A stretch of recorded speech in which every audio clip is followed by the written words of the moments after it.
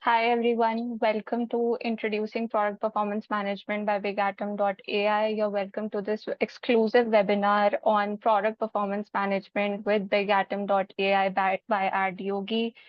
Do have your notepads ready as we are going to have an informative session for you for 1 hour long. And do share your insights as well or questions that you would like to get answered by our panelists here. Do share which brands you're handling right now. Give introduction about yourself or how you're working currently, in which brands you're working currently, and a little bit about your profile or the e-commerce brands that you're handling. What are your monthly ad spends? What are the e-commerce store that you're currently working upon? All right. So we've opened the chat box for you. Do make sure that you're sharing your insights as well as your introduction about yourself. Again, for those who have just joined, a very warm welcome to Introduction to Product Performance Management by BigAtom.ai. So, just to give you a brief overview of what this session will entail and what exactly product performance management is, what BigAtom.ai is, I, as your host for today, Muskan, would just like to give you an understanding that after working with 350 plus e-commerce brands, we've identified four key problems that are going unaddressed while pushing budgets on Meta and Google Ads. These problems could be which products are profitable for me in terms of conversion rate, ROAS, etc. Second could be how to identify these products in a seamless manner without wasting hours on analysis and fetching information from multiple data sources. Third could be identification of how you can promote the right products across different ad platforms. And fourth is, are there always some products that are leaking budgets and how to pinpoint these products and remove them from catalog link ads. So these four key problems are today the basis of discussion of this exclusive webinar with us. And on that note, I would also like to introduce our panelists for today. We have Anshul, co-founder of BigAtom.ai and AdYogi, and Pranab, team lead of product at AdYogi and BigAtom.ai.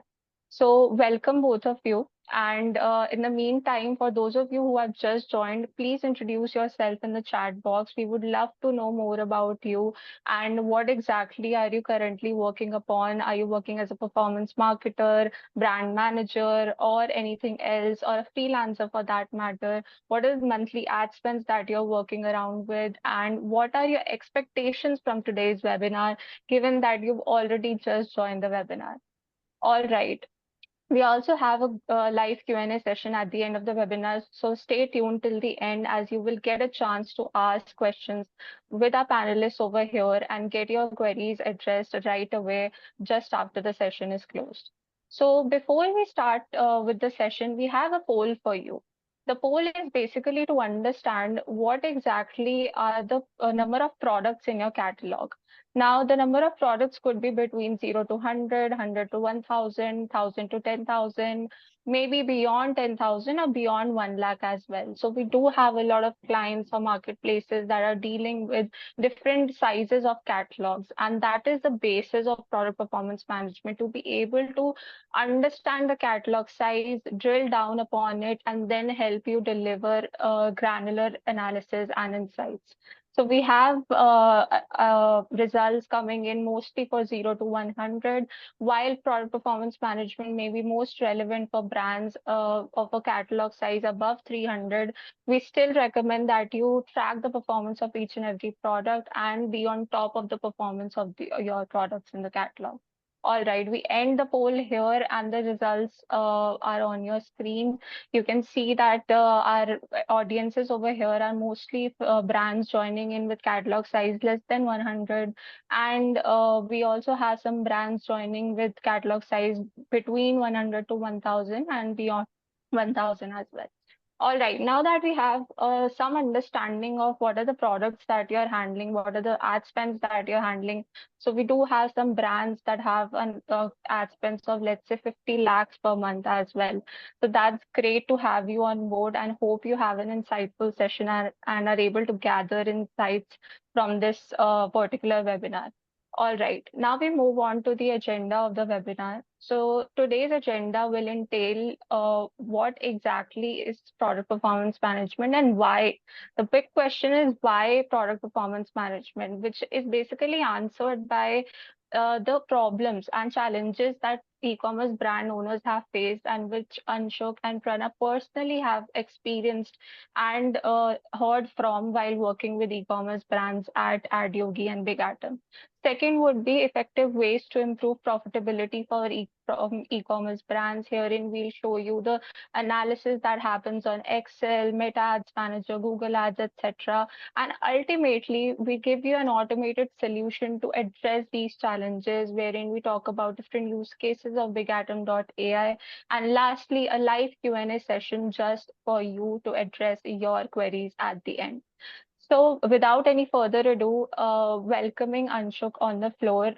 Happy to have Anshuk and Pranav for this exclusive session. Over to you, Anshuk. Uh, Thanks, Muskan. Hi, everyone. A very good afternoon to all of you. I'm one of the co-founders of AdYogi. Over the last 9 odd years, we've actually worked primarily on e-commerce brands and how do we help them scale profitably across Meta and Google platforms. And today I'm going to be talking about some of my key learnings when working with them. So these are the common challenges when I interact with brands. And I'm sure some of you, if not all of you, would have experienced at least one of these challenges when working on your own e-commerce brand. The first one is we hear a lot of founders tell me that, look, I have launched a new collection on my website. And for some reason, my new collection is not picking up, which means in a way, it's like a discoverability problem. I'll talk more about it in my subsequent slides as well. The second challenge we have heard is, and this is a question I often ask many founders, that what percentage of your spends on Meta and Google actually go to, let's say, top wear versus bottom wear? And it could be any categories, right? The idea is having a very close control over where the spends are going is the second big challenge we have seen brand owners face.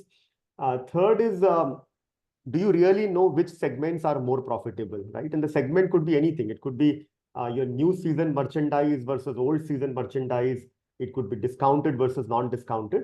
But the longer question is, do we know where the profitability is coming from, right? And the last question I often hear from brands is many of them say that we know that certain spends are going into products which are non-profitable, but we don't know how do we figure it out or how do we control this, right? Which is more of a problem of a leaking ad spend.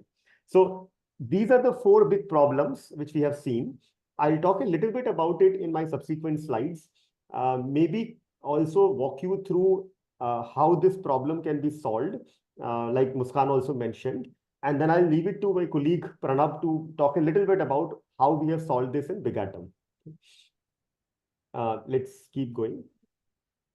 So this is the first problem, right? And I'll speak about this brand Sephora. We've been working with Sephora for some time. They are actually known to launch a lot of new brands. Something like Rare Beauty, Kylie Cosmetics are brands on Sephora. And a common challenge they face is whenever they launch a new brand on the website, how do they make sure that the new collection or the new brand gets enough visibility across their ad campaigns? And what I've seen many brands do is they have a common catalog sales or a performance max campaign where they put their entire catalog. And we've seen that it becomes very hard for you to figure out, are your new collections getting enough spends? Because inevitably what Meta and Google do is they tend to push more budgets behind your earlier collections because they have some history behind those SKUs. So it becomes tough for us to promote the newer collections. And the same challenge we have seen across multiple other brands. Like, for example, for Malmal, we see this challenge that when they launch their new Raksha Bandhan collection, how do they push enough momentum towards it? For Rare, we have seen that when they launch their new footwear collection, how do they scale their footwear collection, right? So that's the discoverability challenge. Let's go to the next slide. The second challenge is how do you really figure out where the spends are growing? And I know when I interact with a lot of founders, many of them tell me that even the let's say performance teams, many of them tell me that they don't know where the product-wise spend data can be tracked, or even if they know that they find it very hard to get that data and actually make any sense of it. So for the benefit of everybody, both Google and Meta actually report product-wise data. And the screenshots on the screen show you an actual screenshot pic from the two platforms. Google, in its item ID breakdown in Google Ads interface, has this nice view where they show item ID and product name and click, impression, CTR, as you can see on the screen. Similarly, Meta also has a product ID breakdown. Now, many of you may know that after iOS 14, Meta stopped reporting revenue at a product level, which is actually quite unfortunate. But Meta still continues to report engagement metrics at a product level. So you see impressions, clicks, CTR, amount spent, and a few other metrics at a product level, as you can see in the screenshot, right? So this data can actually be collated and mapped across Google and Meta to figure out how much is the exact spends going at a product and a category level, right? And I'll give you a few examples of how we have used, how brands are able to make sense of it. So for example, for Libas, they wanted to know how much is going into accessories versus suit sets. Suit sets is their hero category.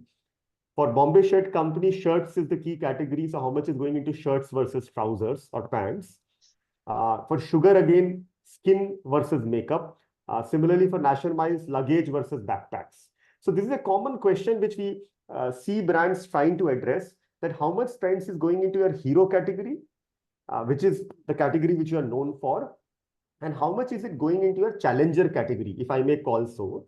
Challenger, think of it as a number 3, number 4, number 5 category, which you want to build over a period of time, right? And this sort of an analysis across Meta and Google can actually help us answer that, right? The third challenge for today, which I want to cover, is profitability, right? We spoke about it briefly as well, which is which segments are most profitable for my brand, right? And here the segments need not always be categories. Segments could be cohorts of products. And I'll give you a few examples of cohorts, right? For example, new season versus old season merchandise. That's a very common cohort which we come across, that how is my new season more profitable? Is my old season more profitable, right? And most people have this hunch that my new season is more profitable, but they may not have concrete evidence to say it's more profitable, right? We always know revenue, is it coming from new season or old season, but I'm talking about profitability, and profitability includes marketing spends as a very key contributor to profitability, right? Similarly, we may want to know cotton versus linen. Are my cotton shirts more profitable? Are my striped shirts more profitable? Is my Rakhi collection more profitable than Diwali? Is my lipsticks or combos more profitable? We have usually seen combos and kits tend to be much more profitable than individual categories. Or you may also want to see your sub-brand wise. Like for example, Libas has a collection, Libas Art. They might want to see how is their Libas Art collection doing in terms of profitability compared to other collections. So the key call out here being that profitability at a category level is of course important, but cohort level profitability actually helps in merchandising a lot. If today we figure out that our striped shirts are more P&L positive compared to solids, then maybe that's a great input for the merchandising team. Just moving on to the fourth challenge I wanted to cover today as well.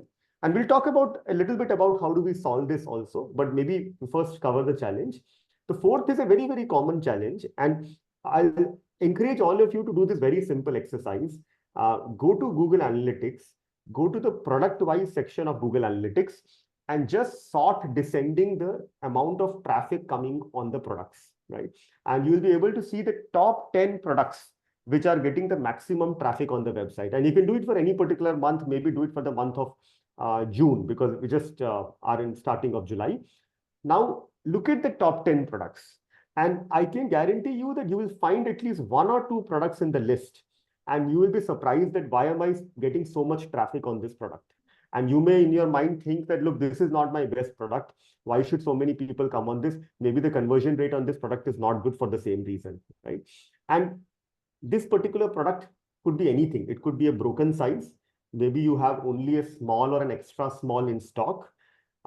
It could be a category you don't want to promote. Like, for example, we have brand Hamster London. They don't want to promote their back to school category because they say the average order values are very low in this category. So if you start promoting a back to school category, then you end up getting people who are only buying lower AOV products. It could be a category which you feel you don't have price parity. There would always be certain products on the website which are not competitive. Maybe the price on marketplace is better for them, right? Or it could be a product simply which you feel that you don't want to promote it to your prospects. You want to promote only to your existing customers. Like, for example, it could be a category like an inner wear, which you don't want to actively promote on platforms like Meta, right? So when you look at this top 10 products which are getting traffic, uh, you may be able to figure out a few of these products are not the ones which you want it to be. And the challenge here is a good share of this traffic must be coming from ad campaigns, because we all know that organic traffic today is at best 20-30% of the overall traffic. 80% comes from paid channels. So if a product is appearing in the top 10 in Google Analytics, chances are it's because you're already spending a lot of money on this product without we actually knowing that we are spending money on this product. And which is the fourth challenge for today, which is leaking ad spends. Now, let's keep going. Now that I've spoken about all the four challenges, and I hope everybody present has been able to relate to at least one challenge of the four, if not more than one challenge. I want to talk about how can this potentially be solved. And there are slightly complicated ways to solve it, but it can still be done. If we have an analytics guy in our team, we can actually make this happen. So I'll try to walk you through 3 steps on how this can be solved. And we'll try to keep it very simple just so that everybody can understand it better. The first step is get all the data sources in place. And this is not as difficult as it might sound. So we need to download spends data from Meta and Google Ads. I showed some screenshots on how it can be done. We need to download analytics data from Google Analytics 4, and this can also be done at an SKU level. And we need to download revenue data from the website backend. Again, it can be done at an SKU level. For catalog sizes of 100, 500, Excel can do it very easily. For larger catalog size, of course, we may face some challenges. Once all these 4 data sources are downloaded, we just need to make sure that the SKU ID is common across all 4 of them. In some cases, we have seen that we may be sending parent SKU ID or child SKU ID to Google Analytics, in which case we may face a problem in mapping them. The second step will be categorize the products. We will need to put intuitive categories on top of it. For example, it could be your category level data, shirts, t-shirts. It could be subcategory level data, something like striped shirt, striped t-shirt. So this categorization needs to be as granular as possible to be able to make good sense out of the data. Once this is done, then the data collection process is largely done. Post that, it's very quick calculations on Excel which can be done. For example, we can calculate blended ROS at a product level. So total spend on Meta and Google, total revenue from Shopify backend, and blended ROS is the ratio of the two. We can create ROS buckets. We usually recommend creating an ROS bucket less than 2x, greater than 2x, less than 3x, greater than 3x, depending on where the average ROS lies. Spend bucket, again, something like less than 2000, greater than 2000. Depends a little bit on what is the catalog size and average spend per catalog, but maybe a good start could be a number like 2000, right? And the duration we recommend is usually for a month of 30 days. We can do it 7 days, we can do it 3 days, but the more granular we go, the more data we need to process at a regular basis. Maybe 30 is a good number to start, right? Once we do this, on the right side, what we are recommending is to create a very simple pivot. Put the spend bucket and the ROS bucket in the columns and rows of the pivot. And you can clearly see number of products falling into each category, right? For example, here you can say that greater than 2000 spend and greater than 2x ROS, we have 200 products falling, right? And just this simple representation is the first step towards knowing that are we spending in the right products? Because if you see on the same chart, we see less than 2000 and less than 2x also 250 products, right? So there is a huge number of products which are getting less ROS, but still continue to get some spends, right? So if you just go to the next slide, this is where I've tried to sort of give a better representation of what I just spoke about. So you have spend buckets on the x-axis, you have ROS buckets on the y-axis, and four clear quadrants coming out of it, right? Now, from an immediate actionability perspective, we highly recommend to focus on quadrant number 1 and quadrant number 3. Okay. What is quadrant number 1? Quadrant number 1 are those products which are getting a lot of spend but not getting enough ROS. Clearly, these products are the leakage, which I spoke about in my previous section. Quadrant number 3 are products which are getting less spends but getting very good ROS. These are those cohorts of products which can actually give the next wave of growth.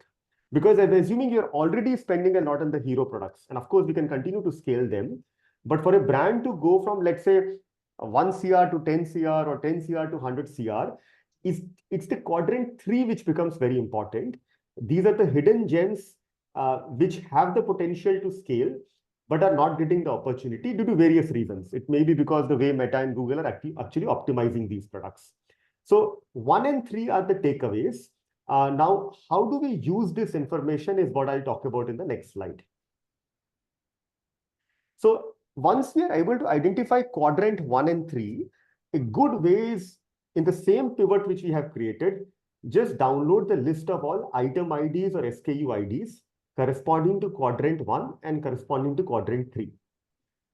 Both Meta and Google have this option that you can actually go to the ads manager and pick products based on item ID or SKU ID and create a cohort or product set or product group.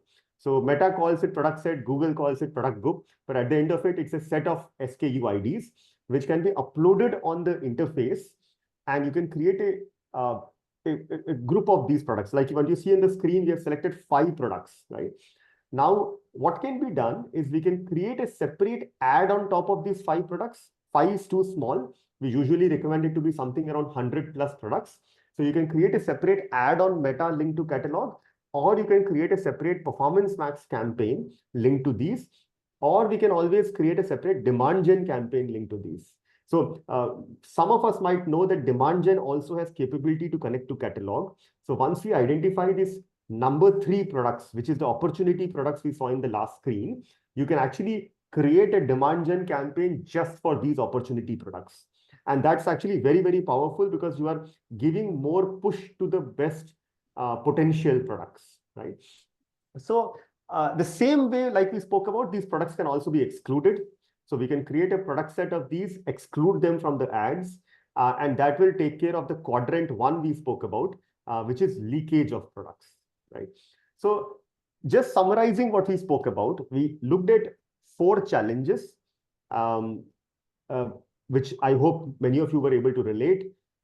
We spoke at what is a potential solution to it. How can we really solve at least 2 of these challenges using a manual analytics way? The larger call out which I wanted to discuss today is also that many a times we have seen that when we started e-commerce marketing around 7-8 years back, we used to always figure out what are the levers to grow a brand. And at that point in time, we used to work a lot on campaign structure, ad structure, targeting, whether it's lookalike or whether it's persona. What we have realized over the last 2-3 years is the big lever to grow an e-commerce brand is actually product selection more than any of these other levers, because targeting in general has been automated by Meta and Google largely. We have these Advantage Plus campaigns and we have these Performance Max campaigns. So today, the biggest lever we see is just making sure that you're putting budget behind the right products. And which is why this entire focus over the last few slides was. Let's keep going, Pranav. So we have a poll for you, and maybe Muskan, if you just launch the poll. Definitely. So the poll again is about understanding you better and what are the problems that you are currently facing with your e-commerce brand. So we discussed a couple of problems such as lack of product discoverability, lack of clarity on spends distribution, inability to identify your profitable products, and leaking ad spends on the wrong product. So you can see a pop-up box on your screen right now. Feel free to share with us what are the problems that you're currently facing, and we'd be happy to give you solutions to these problems in just a matter of few more minutes. So we have lack of discoverability and inability to identify product segments competing against each other. So definitely we do understand that it is a very big challenge to identify what are your profitable SKUs and to be able to pinpoint those SKUs and then promote them in your ads. So we'll end the poll in another 5 seconds. I request everyone to engage with this particular question as it will help us to understand your brand and your needs better. All right, closing the poll now, and the results are as follows. Inability to identify profitable products is the biggest challenge that our audience here is facing. And don't worry, folks, as we will be addressing this particular challenge in the next few slides, as you will be able to see how BigAtom.ai's product set creation will be able to help address this challenge. All right. I think we can switch to the solutions part of this session now. Over to you, Pranav, and thank you so much, Anshul, for giving a detailed explanation of the challenges our e-commerce brands are facing right now.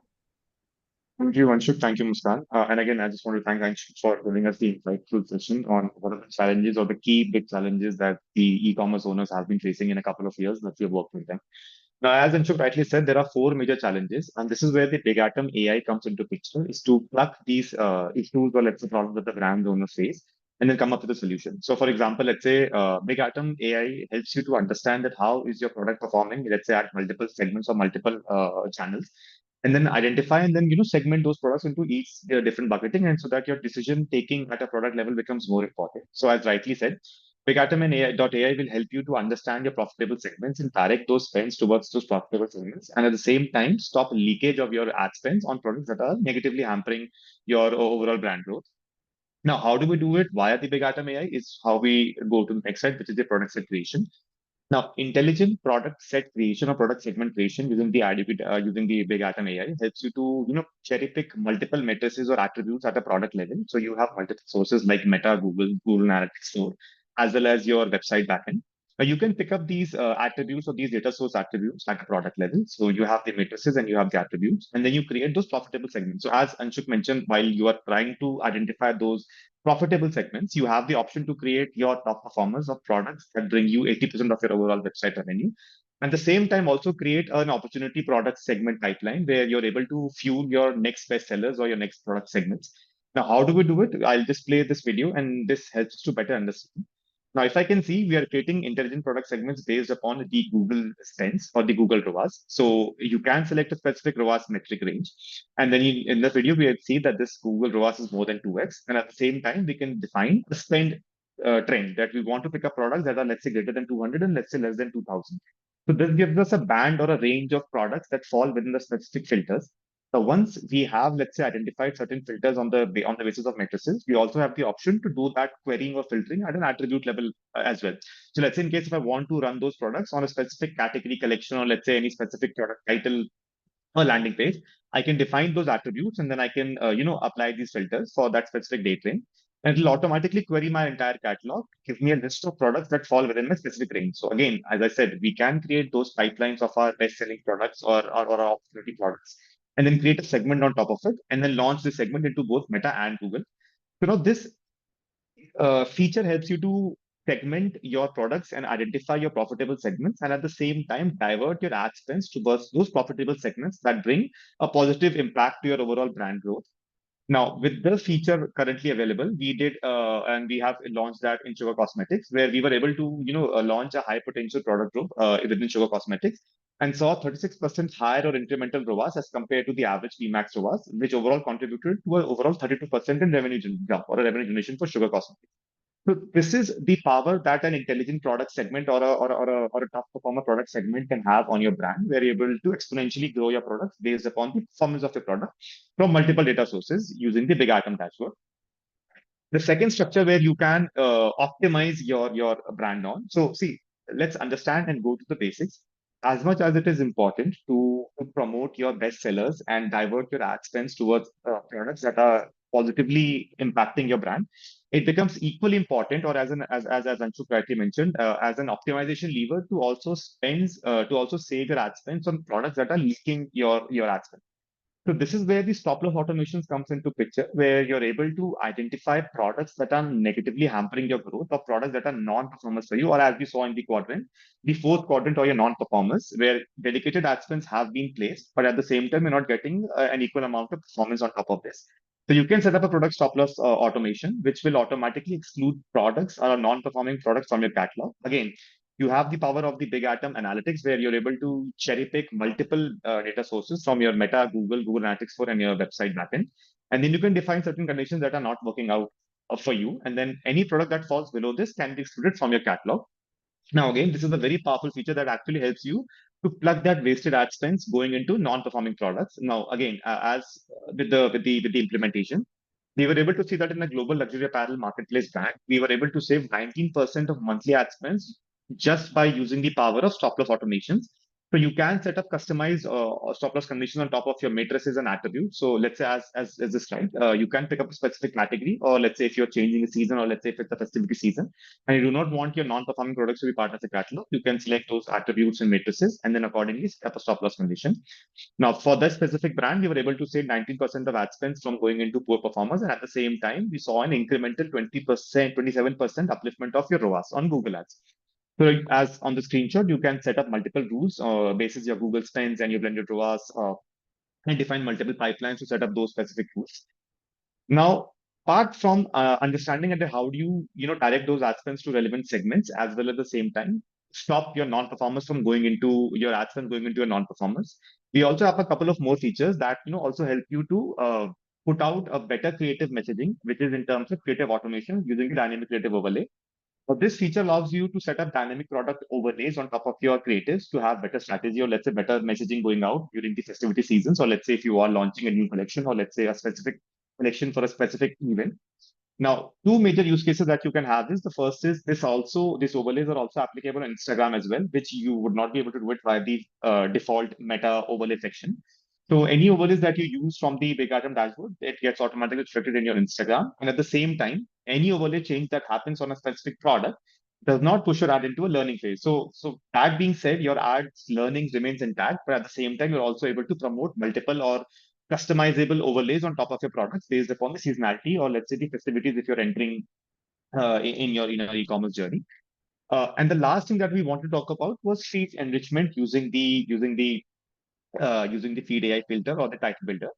Now, within Google Shopping, it becomes more important that your ads or your products are able to correctly match what the users are, let's say, searching for a specific product, or what the users are typing on Google. So let's say the better optimized your shopping titles are on Google, the more Google has the advantage to pick up those specific products and match it to those specific search queries. So this is where the title builder comes into picture, where you have the option to create those customizable titles or those enriched titles based upon your feed, and then pick up those titles and automatically push it. So apart from just picking up, let's say, a yellow kurta for sale, you can definitely have something as a yellow kurta with a material, size, print, multiple custom attributes and labels to make your titles more enriched and have better discoverability on top of your optimized titles. So again, we did see very many success stories on top of your title automation. So Rare Rabbit was able to, let's say, uplift this PMAX campaign performance by up to 56% in terms of traffic and 32% in terms of overall conversion, just by having better optimized titles or shopping titles on its PMAX campaigns or on its products. So one of the major use cases that your title builder can solve is the product discoverability, where you're able to highlight the major USPs, or let's say the more attributes of product in your shopping titles and push your products accordingly. So the better optimized your titles are, the more upliftment you can see, let's say at a product level, or let's say at a brand level, with the title builder that we have on the Big Atom dashboard. All right, it's another poll time for you. What was your favorite feature till now? So Pranav covered a lot of features today that Big Atom is offering. and is helping you scale profitably through product-led growth. The first feature being creation of product sets using filters. So we saw an overview and a screen recording of how exactly you can use different filters to create a niche product set. Then we saw feed enrichment using title builder, which again helps you enrich your titles. And we also saw a case study from Rare Rabbit where we were able to scale revenues and conversions by certain percentages. Then we have creative automation using dynamic creative overlays, which again helps you enhance your product images and convey creative communication that is important for clicks as well as conversions. And lastly, we saw stop loss automation to help you save ad spends from going on to your broken products with broken sizes, which basically means products that do not have all the sizes or variants available, or are basically underperforming products and are not yielding you as much results. So we only have 12 people here who've answered the question. We would request each and every one of you to answer this particular poll, as it will help us understand which feature exactly would you like to try out on the Big Atom platform, and would also help us get an understanding as to how we can further build on this feature. All right. So we end the poll here, and as you can see on your screen right now, the ad spend savings feature, which is stop loss automation, definitely is one key challenge, and also one of the key features that we have on the platform that will definitely help you. As we saw, a 19% savings for a global luxury apparel brand, also saving at least 90% of their ad spends on a monthly basis just by using this feature. If you wish to know more about this particular feature or anything that we discussed in today's webinar, you can feel free to get in touch with us through the meeting link that we've shared in the chat box. You can book a demo, and there is a certain criteria to which we get serve these particular demos. So basically, you need to have a catalog size of at least 300 plus products, and you need to have a legitimate and functional e-commerce website and a monthly ad spend of, let's say, greater than 10 lakh rupees, as product performance management is the most suitable for such brands wherein you have a large catalog size, as mentioned before as well. All right. So now that we are done with the poll, I think we can move to the last section of the webinar, which is live Q&A, and my most favorite section. As in this section, you can get your questions answered live from our panelists here. We have certain sections in the chat box as well. So just getting right into it, our first question is, if an SKU gets out of stock, then Facebook automatically stops ad spends on it or not? So this question is from Dhruv, and I would like to pose this question to Anshuk, who could help us understand how exactly the mechanism of this feature works on Facebook and what Big Atom does over and above it. Right. So, so if a product goes out of stock, Facebook has a functionality that you can automatically remove it, so that no longer spends go into that product. The challenge comes is typically the definition of out of stock is if all variants go out of stock. So if you're in the apparel space and you have like extra small, small, medium, large, extra large, extra large, then if all the 7 sizes go out of stock, then the product is out of stock. But what we have seen internally is the moment your core sizes go out of stock, maybe that medium and large go out of stock, the conversion rate on the product dips significantly. So as per Facebook, you may still continue to serve the product because technically it's in stock. But from a product performance perspective, we may end up losing a lot of money because we'll show the product, land people on the product page. They will find that their favorite sizes are out of stock, which is medium and large, and they will bounce off. So what we do in our PPM feature is we have a way to configure the rules. So we can say that if 50% of my core sizes are out of stock, then consider the product out of stock. So we fundamentally change the definition of out of stock just to make sure that all your broken sizes also are considered out of stock, and there no spends are going into those products. Back to you, Muskan. Right. I hope that clarifies your question, Dhruv. So over to the next question. We have this question from Sohail where he's asking how to avoid overlap between products while promoting in catalog linked ads, and how to introduce new products that you have identified. This could be fresh arrivals, new collections, etc. So I think Pranab, would you be able to take up this question? Uh, Got it. Let's say let's pick up the first part of the question, which is how do you prevent products, let's say an overlap of product between multiple segments, is when you can use the big atom product analytics section where you use certain specific attributes and filters to, let's say, segment your products into multiple product segments. So let's say something as simple as, within my kurta category, let's say within my top wear category, select me a list of products that, let's say, have a conversion rate of more than 2x versus products that have, let's say, a conversion rate of less than 2x. So any product that falls above 2x versus any product that falls below 2x, you have a clear distinction, and significantly you can use multiple levels of filters, such as attributes. So within a specific collection, certain products that have a upper performance versus, let's say, a low performance. So this is how you ensure that your products do not overlap between multiple segments. And the second question being, how do you launch these new products? It's essentially, when you're creating a certain specific segment, you need to identify those profitable segments. So again, the question of profitability versus the convertibility is a question that, as a brand owner, you can answer that what is more important to you, a fast moving product or product that brings you more revenue. And based on that, you can, create those segments and launch it accordingly. So let's say for your classic, you may want to launch, let's say, your new arrival, or let's say your fresh collection. But at the same time, if you want to target your repeat purchases, you can start going by, launching those profitable segments to your repeat purchases. Hence, you start launching new collections or new arrivals on your product segment section. I hope that answers the question. I hope so too. And thank you for explaining this in detail, Pranam. We have another question from Sohail. What action to take for each four categories of the 2x2 quadrant? So if we could go back to the slide where we showcase the product performance matrix, we would be able to help you better understand the actions taken for each and every quadrant. So anyone of you could take up this question, and Pranam. Yes, I can pick it up. So for the quadrant number one, like we said, remove them. We definitely don't want spends going into them. So we can go to Meta and Google and exclude these SKU IDs like we spoke about. For the hero products, we need to continue to push budget behind them. So 60 to 70% of the budget has to continue to go into hero products, because these are the ones which are giving the best performance. They're also scaling very well, which means they're giving good revenue also. So for this, just make sure that you have the right set of campaigns marked out or carved out for them, and you continue to push budgets. High potential is where we recommend having a separate campaign altogether, so that we can push budgets with them.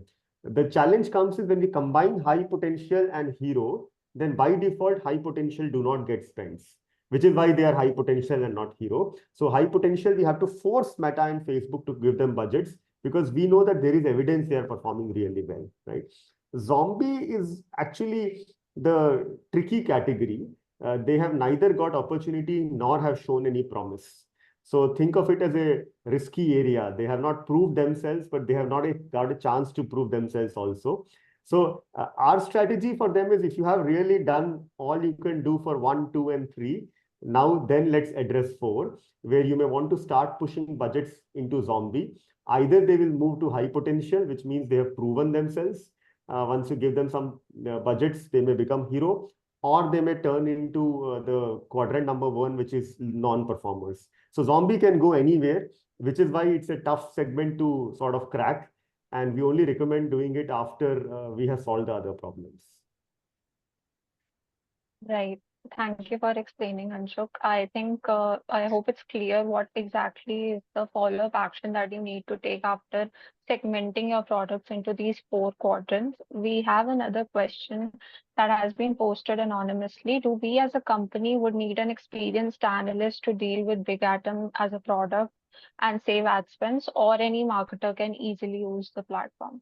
So I would like to just address this question that you do not need any experienced analyst or an external party to deal or handle BigAtom.ai's product features. All you need to have is basic understanding of performance marketing, a live Facebook and Google ad account, monthly ad spends of greater than 10 lakhs rupees per month, and a catalog of, let's say, 300 plus products to go live with us, and of course, a functional e-commerce website. In case you wish to know more about the same and get a personalized demo, please click on the link that we shared in the chat box, and we'd be happy to address the same for you and happy to give you a demo as well. All right, moving on to the other set of questions that we have in the chat box. We have a question. I tried checking the product data on Meta and Google, but it did not load for me. What should I do? So, Pranav, would you be able to address this query of our attendees? And again, that's a very good question. And we have come across cases where, Meta and Google definitely take a lot of amount of time to load that data. But again, there is also a limit. Let's say anything greater than 1,000 SKUs is when Meta or Google may, let's say, fail to load that data. And this is where you require that API support or backend support from Meta and Google to pull that data back into, let's say, your Excel or CSV, and then, download that data. Now, one way would be to, filter those products and download an Excel or a CSV and then see that data on a day-on-day basis and do your analytics on top of it. I mean, anything greater than 1,000 would be a problem for you to load it on Meta and Google and then see it on real time. This is like also where you want to download the data on a manual basis and then see that data. So how do you overcome is when you, let's say, load it on the BigAtom platform where you have data more or less on, let's say, on a quantifiable basis.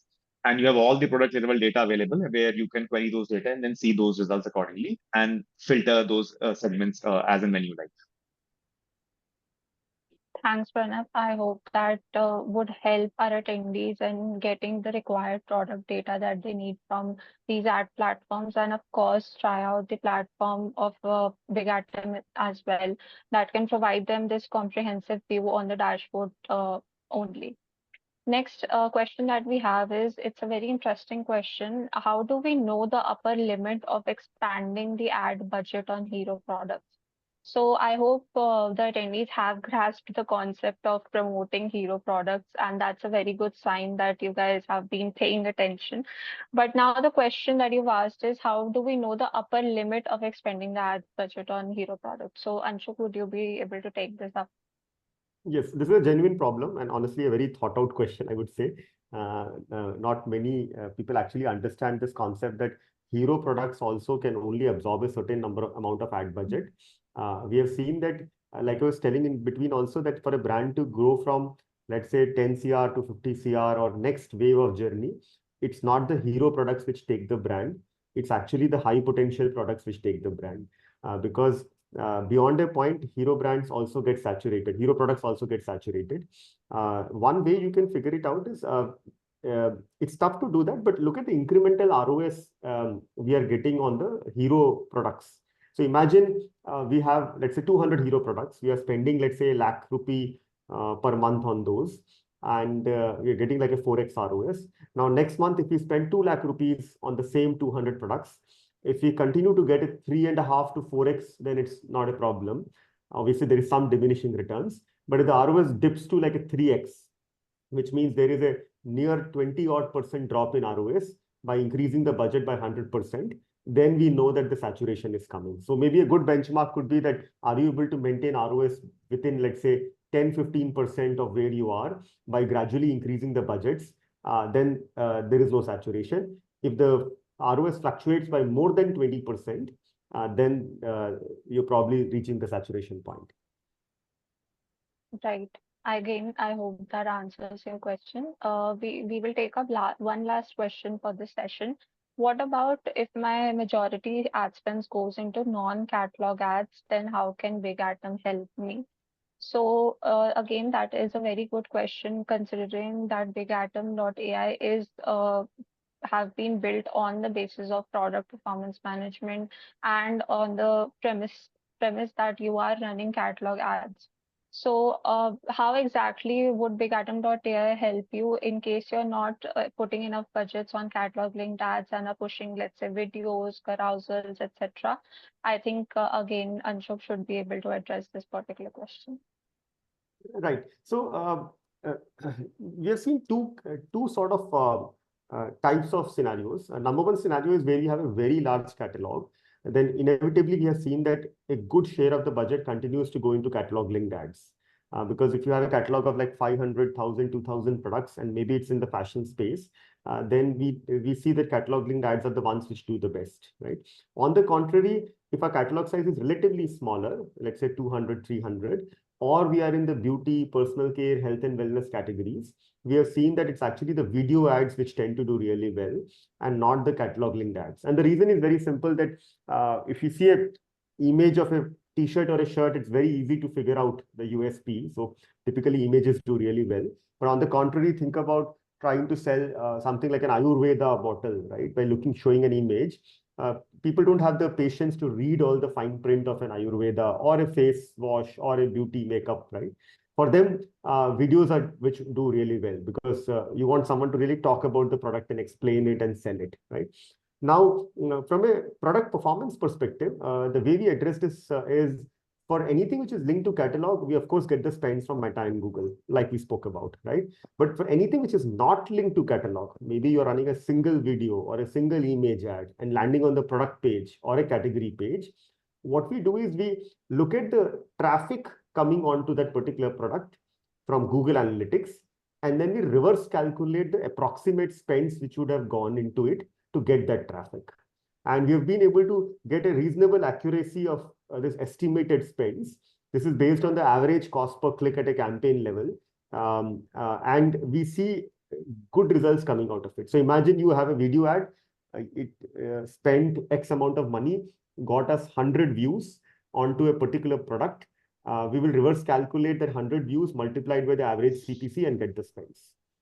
So the entire product performance management would also be applicable if we are running non-catalog ads using this methodology. Back to you, Muskan. Thanks, Anshuk. I hope our attendees were able to understand how BigAtom.ai can help address the challenges uh, we talked about in the initial segment of this particular session. Since we are short on time, we would be wrapping up this session, but I guess we still have some queries from our attendees over here. So, Ajay, we are allowing you to speak, so please be brief about it, about your query, and we'd be happy to address it. Over to you, Ajay. Please go ahead.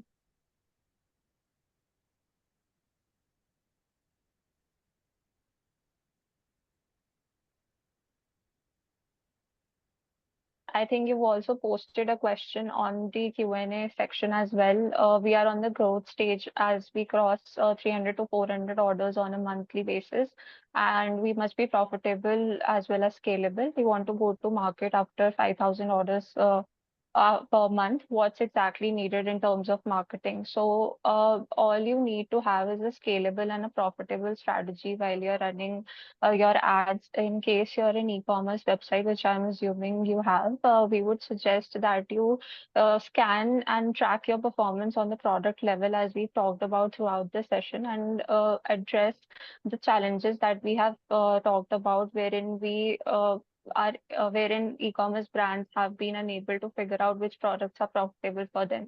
So in order to be scalable as well as profitable, you have to figure out a product and ad strategy wherein you choose the right products and push them in your catalog linked ads.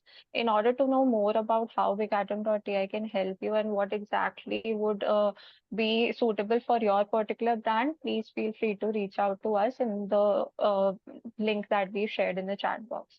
All right, so that's a wrap for today's session. Thank you so much, Anshuk and Pranav, for detailing product performance management, BigAtom.ai's use cases, the challenges that we've encountered in the last 5 years that we've been working on these product features. Thank you for this particular session, and thank you to our attendees for being patient with us and sending us so many queries that we have to miss out on some. All right. Thank you so much, everyone. We'll share the recording with you after the session. All right. Bye-bye. Have a good day. Thanks, everyone. Have a great day. Thank you, everyone.